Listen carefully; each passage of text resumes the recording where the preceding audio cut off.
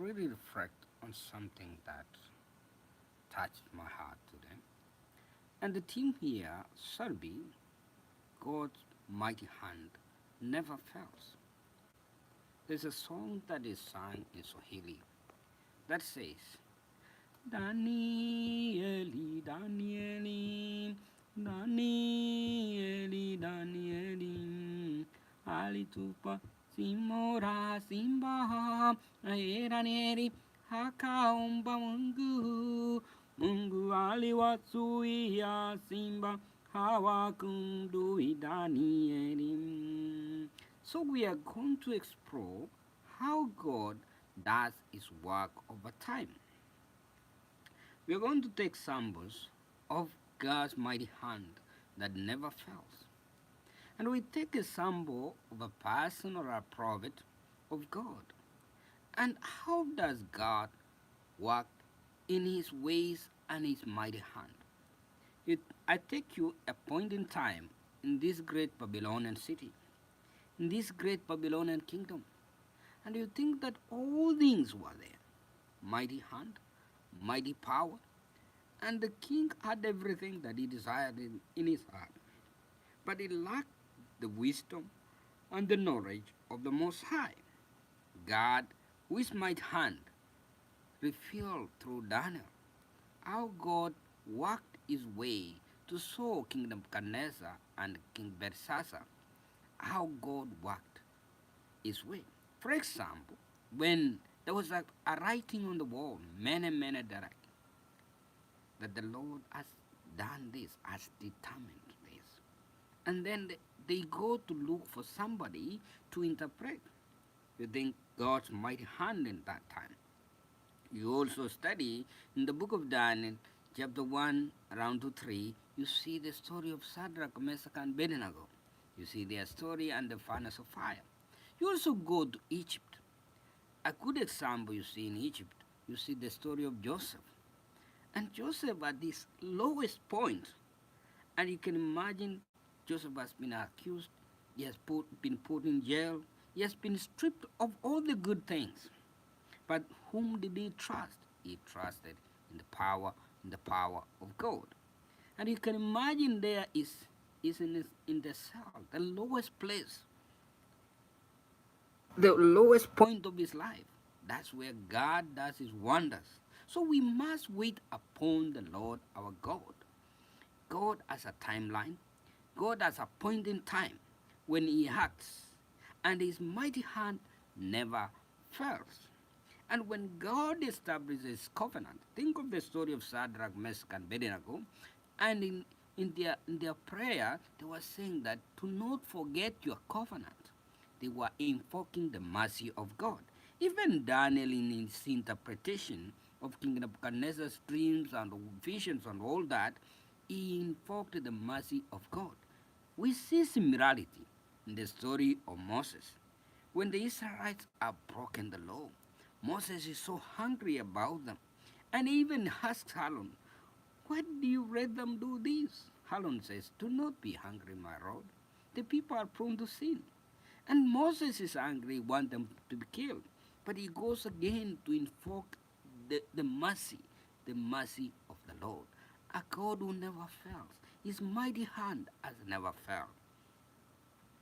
Throughout history, from the Old Testament, we see how God has done his work. Never in history God has failed. Kingdoms have come. It is written very clearly that heaven and earth may pass away, but not the word of the Lord. Heaven and earth may pass away, but Jesus never fails. So you imagine the mighty hand of God. So how does God act in our time?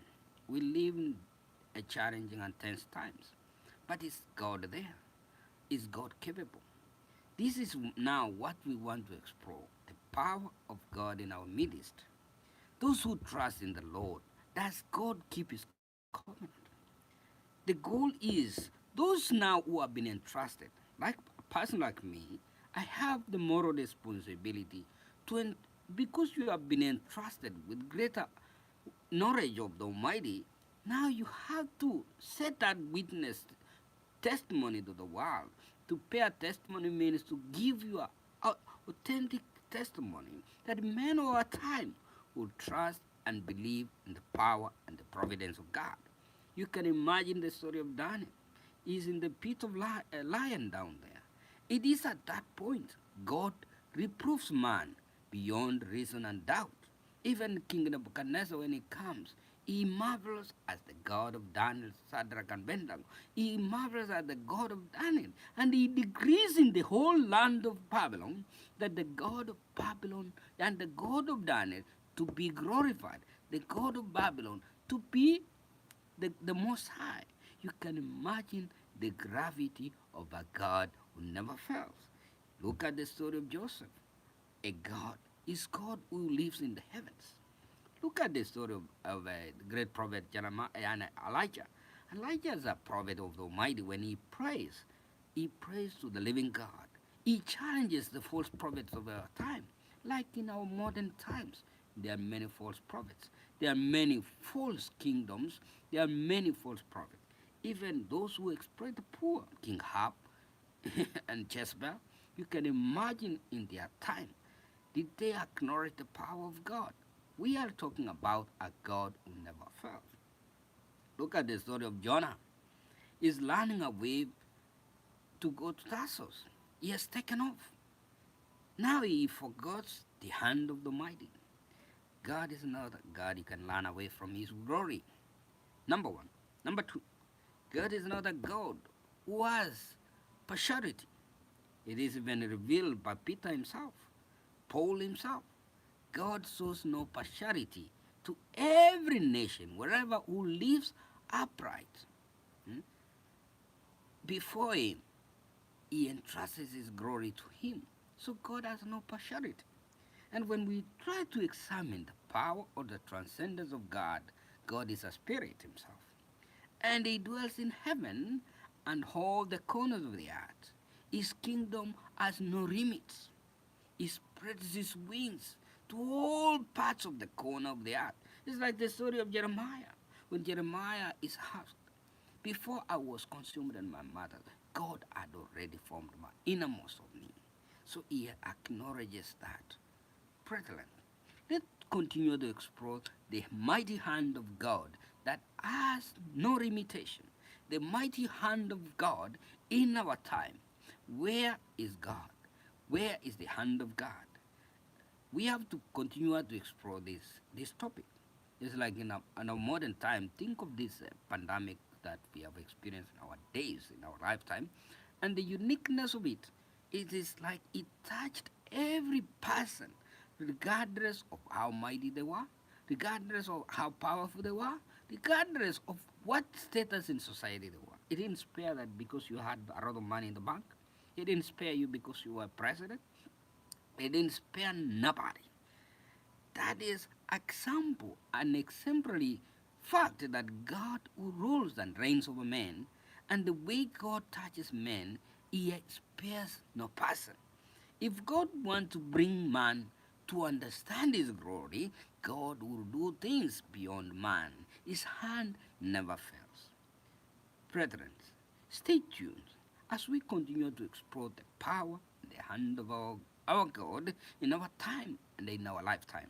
That God, like this year, I dictated this year will be the year of great mercy and great miracles. That the hand of God must be felt all over the world. We must invoke the Spirit of God.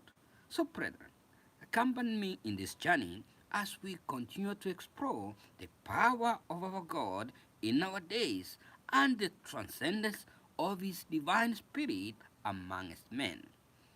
Jesus never failed. Thank you.